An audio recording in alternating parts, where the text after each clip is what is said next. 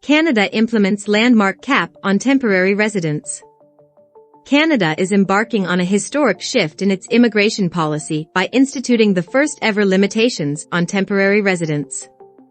Spearheaded by Immigration Minister Mark Miller, this initiative aims to exert greater control over the influx of temporary residents, marking a departure from Canada's traditional open-door approach. The phased reduction plan, spanning 3 years and commencing with the initial cap in September, reflects the government's proactive stance in addressing pressing socio-economic challenges. A broad scope of application. The newly introduced caps extend across various categories of temporary residents, encompassing international students, foreign workers, and asylum claimants. By casting a wide net, the Canadian government seeks to effectively manage and regulate the composition of its temporary resident population. Addressing key motivations. Driven by concerns surrounding affordability and the housing crisis, Minister Miller underscores the imperative of revising immigration targets to ensure sustainable growth. With the objective of reducing the proportion of temporary residents to 5% of the total population, Canada aims to strike a delicate balance between economic exigencies and socio-cultural considerations. Responding to recent trends. Canada has witnessed a notable uptick in the number of temporary residents in recent years, prompting the need for decisive action. Statistics reveal a significant surge, with the current tally standing at approximately 2.5 million temporary residents, underscoring the urgency of implementing regulatory measures. Focused efforts on labor shortages.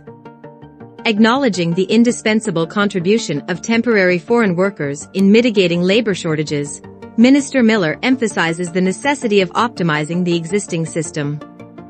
While recognizing the pivotal role played by these workers, the government remains committed to recalibrating immigration policies to better align with national priorities. Sectoral considerations and exceptions. Certain sectors, including construction and healthcare, are granted exemptions from the imposed caps until at least August 31st.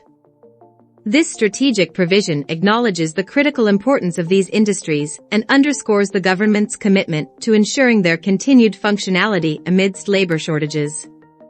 Reactions and criticisms.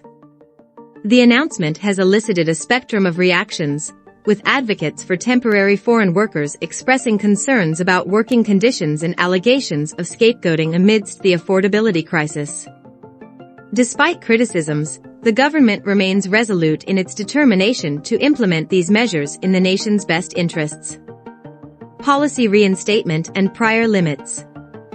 Canada's decision to reinstate visa requirements for Mexican nationals underscores its commitment to managing asylum seeker inflows. Additionally, previous limits imposed on international student admissions reflect the government's proactive stance in addressing demographic and economic challenges. Impact on educational institutions.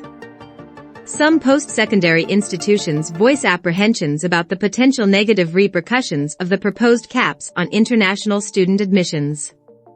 These concerns stem from fears of declining enrollment and subsequent revenue losses, underscoring the delicate balance between policy imperatives and institutional interests. Implications of policy shift and government pressures.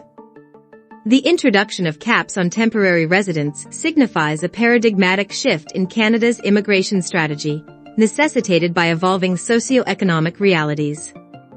As the Trudeau government grapples with mounting pressure to alleviate the increasingly unaffordable housing market, these measures underscore a concerted effort to recalibrate immigration policies in response to prevailing challenges.